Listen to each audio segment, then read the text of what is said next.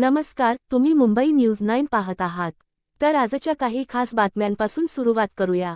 महाराष्ट्रातील आगामी महानगरपालिका निवडणुकांसाठी भारतीय जनता पक्ष, शिवसेना आणि राष्ट्रवादी काँग्रेस पक्षाच्या रणनीतींबद्दल महत्त्वाची माहिती समोर आली आहे। महानगरपालिका निवडणुकीसाठी महायुद्धाचा फॉर्म्युला निश्चित झाल्याचा दावा केला जात आहे। भाजप आणि शिवसेना शिंदे गट मुंबई, ठाणे, कल्याण, तोबिली, नाशिक आणि नागपूर येथे एकत्र निवडणुका लढवतील।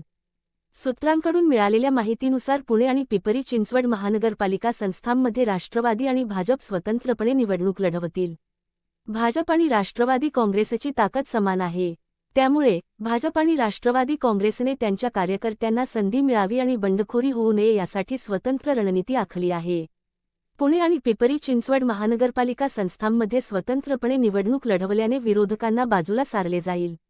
नागपूरमध्ये भाजप अधिक मजबूत आहे, तथापि त्यांचा मित्रपक्ष असलेल्या शिवसेनेचाही समावेश असेल।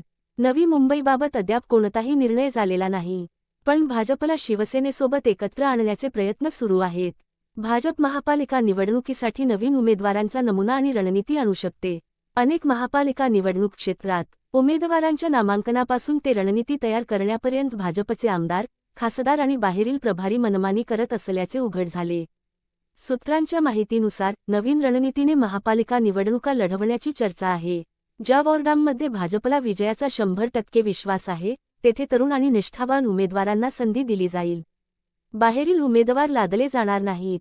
ज्या वॉर्डांमध्ये विजय निश्चित आहे परंतु अनिश्चित आहे, तेथे इतर पक्षांचे उमेदवार किंवा उच्च सामाजिक प्रतिष्ठा असलेल्या उमेदवारांचा विचार केला जाईल। युतीचा मुद्दा अद्याप संपलेला नाही, म्हणून जर मित्रपक्षाचा नेता तुमच्याविरुद्ध बोलला तर तुम्हाला प्रतिक्रिया न देण्याचे निर्देश दिले जाऊ शकतात। जर ही योजना लागू झाली तर काँग्रेस, शिवसेना, युवीटी, राष्ट्रवादी काँग्रेस आणि आप यांच्या महाविकास आघाडी MVA ला या भागातील निवडणुकीत संकटाचा सामना करावा लागू शकतो।